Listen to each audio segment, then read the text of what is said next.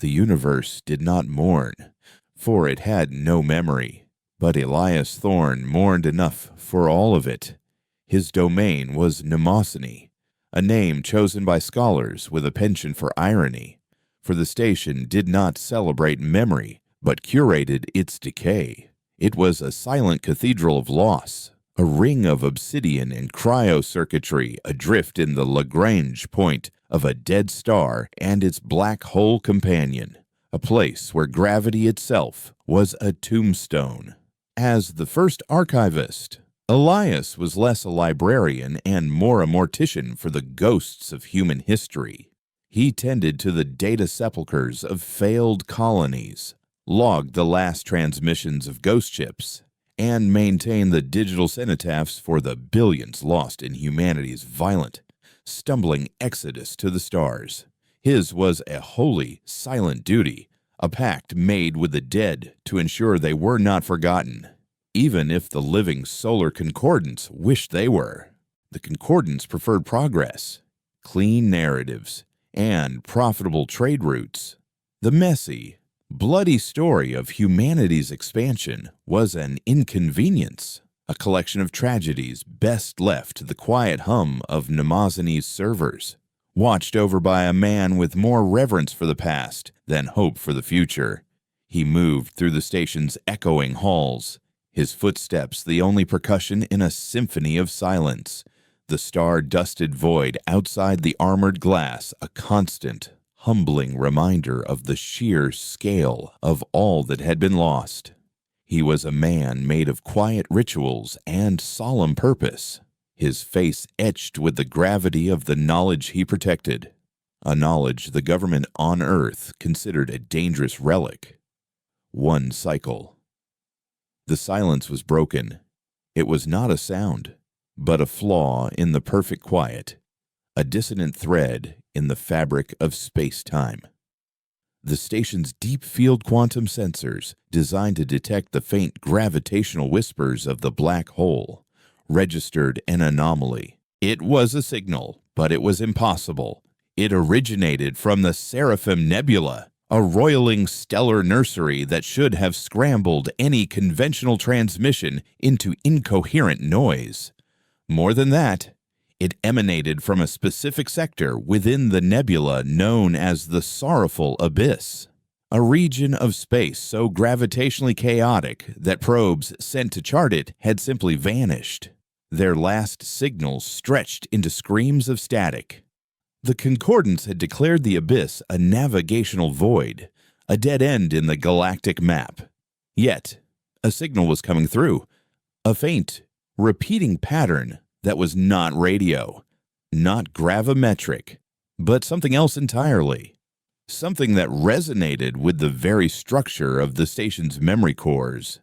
Elias felt it as a cold shiver down his spine long before the alert chimed softly on his console.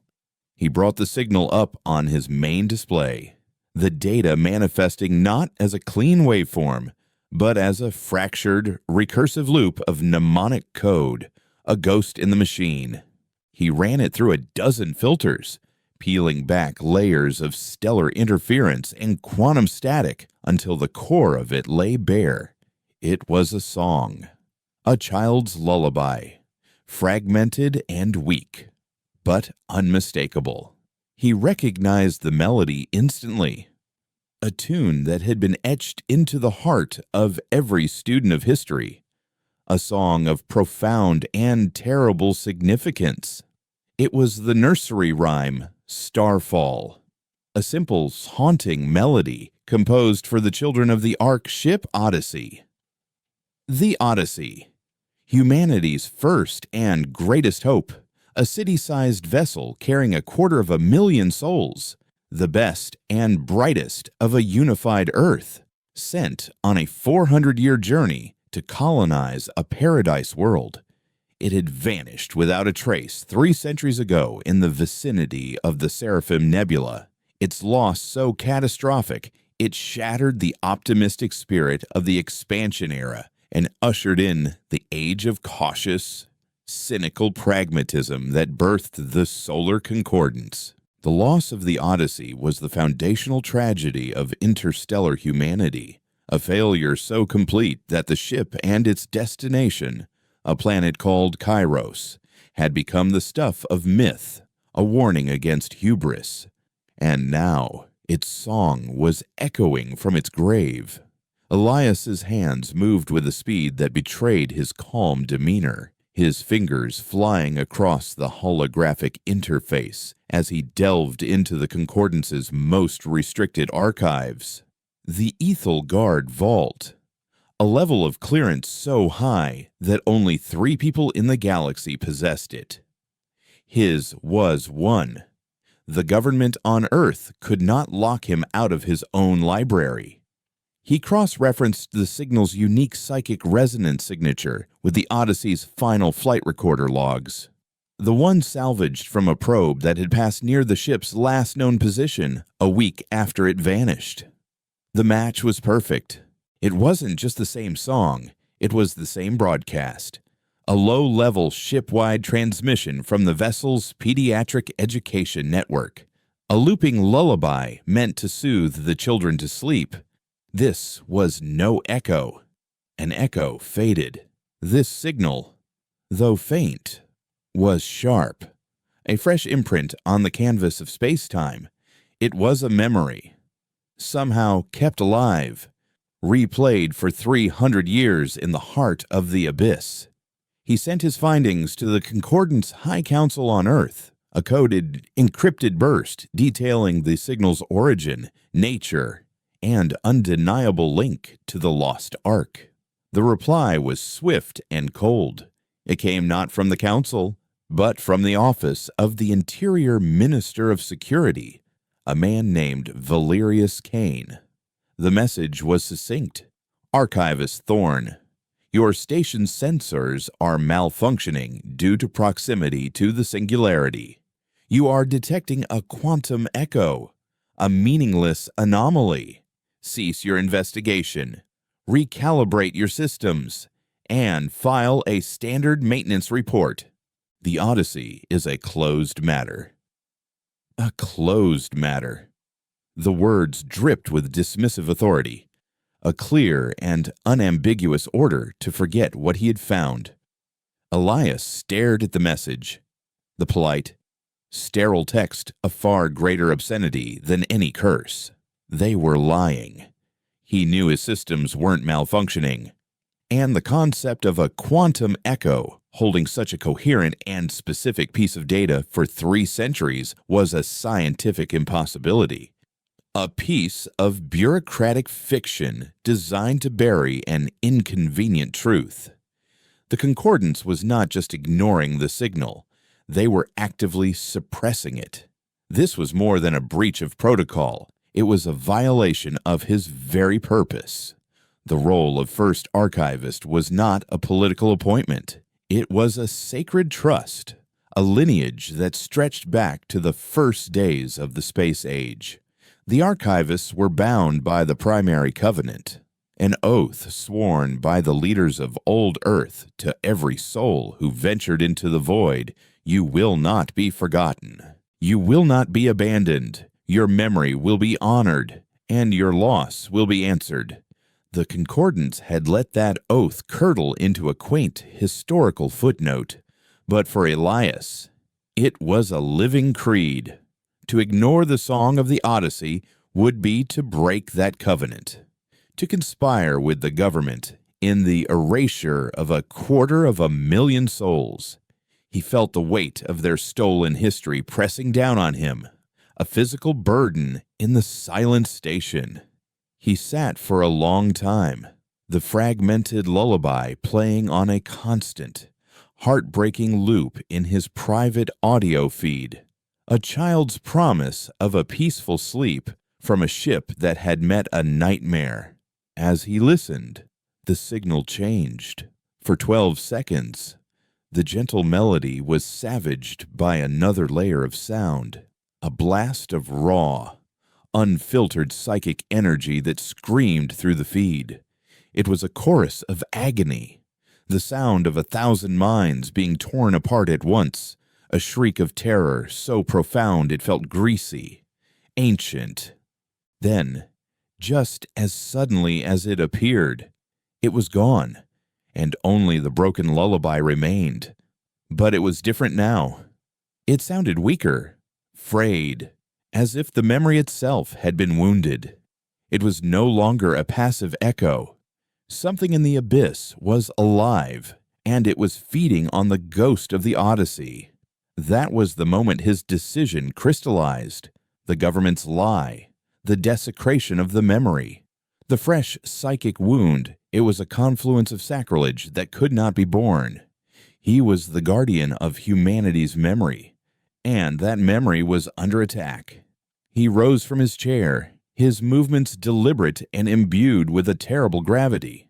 He walked past the humming data stacks, through corridors lined with the names of the lost, and descended to the lowest level of Mnemosyne, to a circular chamber at the station's very core. The room was cold, dark, and empty, save for a single black monolith at its center, an altar of polished obsidian that absorbed all light. No one had entered this chamber in 2 centuries. This was the sanctum of the covenant, the failsafe of the promise. The air was thick with the ozone smell of dormant, high-energy systems. Elias placed his bare hand on the cold, smooth surface of the monolith. The stone hummed, recognizing his biometric signature, his genetic lineage, the faint psionic field unique to the line of archivists. He closed his eyes, picturing the faces of the children from the Odyssey's crew manifest, and spoke the activation words, a phrase from an old, pre-space poem that had become the trigger for humanity's final, most dreadful resort. "Let the graves give up their dead," he whispered, his voice resonating in the silent chamber, a promise and a curse. And across the void, the dead began to answer. Far out in the scattered darkness of the Oort cloud, hidden within the husks of rogue planetoids and the frozen cores of dead comets, ancient systems stirred. In secret docks, shielded from any prying sensor, power conduits glowed with a cold, blue light for the first time in generations. On the bridges of warships that had been built not for conquest, but for vengeance, frost-coated consoles flickered to life. Crayopods, arranged in silent, sleeping armies, began to hiss as their occupants were gently, inexorably called back from the long sleep. These were the ships of the Echo Fleet, the instruments of the primary covenant. Their hulls bore no proud concordance insignia, but the names of lost colonies and fallen heroes, the New Eden, the Far Haven, the Hellas Basin. Their crews were not soldiers of the concordance. They were sentinels, men and women who had sworn an oath to the covenant itself, to sleep until they were needed, to awaken only to answer for a loss too great to be ignored. On his private console back in the sanctum, a star map bloomed, not with navigational data, but with a new constellation of activation signals, a swarm of vengeful ghosts awakening in the dark. Elias Thorne, the quiet mortician of history, had just unleashed an army of the dead, declaring a secret war on an unknown enemy in the sorrowful abyss, and in doing so, had also declared a war against the living, breathing government of humanity that had chosen to forget. He had honored his covenant, and the price would be paid in fire. On the bridge of the dreadnought Vigilance, a ghost ship slumbering in the frozen heart of a rogue gas giant, Kaelin Reyes awoke to the cold burn of nutrient fluid in her veins. The sensation was always the same, a slow, agonizing thaw from the absolute zero of cryostasis, a resurrection that felt more like a violation Her first breath was a ragged gasp that plumed in the frigid air of the command deck. Before her eyes even fully focused, her mind, honed by 2 centuries of intermittent life and unwavering duty, was already processing.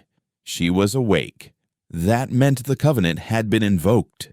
She pushed herself up from the hibernation couch, the synth muscles in her suit whining in protest, and looked at the Central Command throne. On its armrest, the Covenant seal, a disk of psycho-reactive crystal attuned to the psionic signature of the first archivist, was no longer dark. It pulsed with a soft, mournful light, a beacon of distress across the silent gulfs of space. The call had been made. For the first time since the Heracles disaster 112 years ago, the Echo Fleet was being summoned from its graves. Her voice, rough with disuse, crackled through the ship-wide comm. "Awaken the Sentinels! Initiate fleet-wide revival sequence! The oath has been called." Across the Oort cloud, in the bellies of asteroid fortresses and camouflaged within the ice of forgotten comets, thousands of cryopods began to thaw. The Sentinels of the Covenant, a legion of warriors bound by an oath older than the solar concordance, returned to the world of the living. They were an army of relics, men and women whose loyalties were not to a government or a politician, but to a promise made to the dead. As the ships of the Echo Fleet disengaged their stealth systems and converged on the designated rally point in the empty space beyond Pluto's orbit, they formed a fleet unlike any seen in modern times. These were not the sleek, aerodynamic vessels of the Concordance Navy, built for patrols and surgical strikes. These were behemoths of iron and fury, slab-sided dreadnoughts and brutalist assault cruisers designed during the brutal Consolidation Wars, a time when humanity fought itself for control of the solar system. Their hulls were scarred with the memory of ancient battles, their names Golgotha, Kerberos. Sticks were drawn from the mythologies of hell and the underworld. They were a fleet of tombstones, and their crews were its grim keepers. Commander Reyes stood on the bridge of the Vigilance, her silver hair pulled back in a severe military knot, her face a mask of resolute calm as the icons of her fleet populated the tactical display. She opened a secure, quantum-entangled channel to mnemosony, a form of communication so secret and power-intensive that the Concordance believed it to be purely theoretical. The face of Elias Thorne shimmered into existence before her, not as a crisp hologram, but as a ghostly or wavering image, a fitting medium for their conversation. He looked exactly as the archival records had described his line: weary, burdened, and utterly resolute. "Archivist," Reyes began, her tone devoid of preamble. "Report. The Covenant is invoked." Elias inclined his head, his eyes holding the weight of the ghosts he served. "Commander, a memory is under attack." He transmitted the data, a torrent of information that flowed directly into the Vigilance's core systems. Reyes watched it all, her expression unchanging as the child's lullaby filled the bridge, followed by the raw, psychic shriek of agony.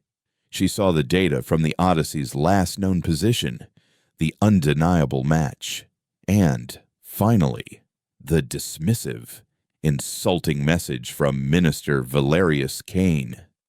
"They ordered you to be silent," Reyes stated, the words hanging in the air like a death sentence.